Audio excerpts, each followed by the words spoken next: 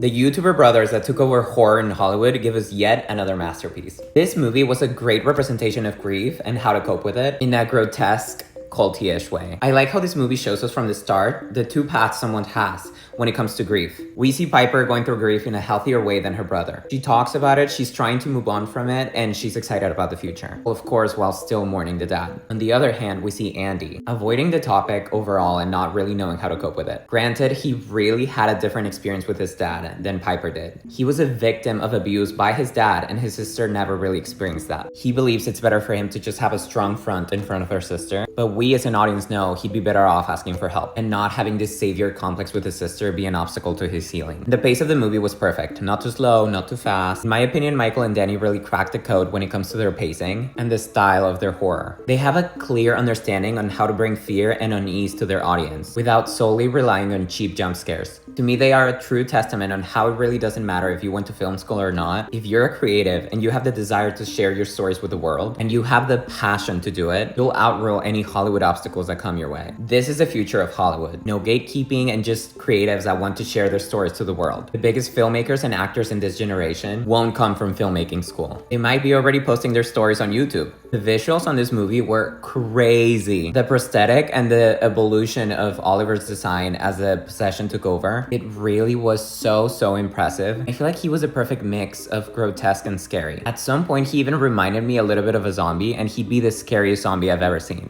The performance of every single actor in this movie was top-notch. This was truly an ensemble cast. For the movie to shine, I feel like they all did their part in harmony, and I don't think any character felt off or just there. Everyone had a clear motive and a reason to be there. My only negative in this film is the cult aspect of it all. It seemed to me like we just got a tiny piece of a bigger puzzle, and I found myself hungry to know more about this damn cult. Like, how the heck did Laura find them? Who gave her those VHS recordings? Did she even find them, or did she steal them? And even though we see the ritual has been done before, has it been successful before or not? Overall, I feel like there's a bigger mastermind here or entity.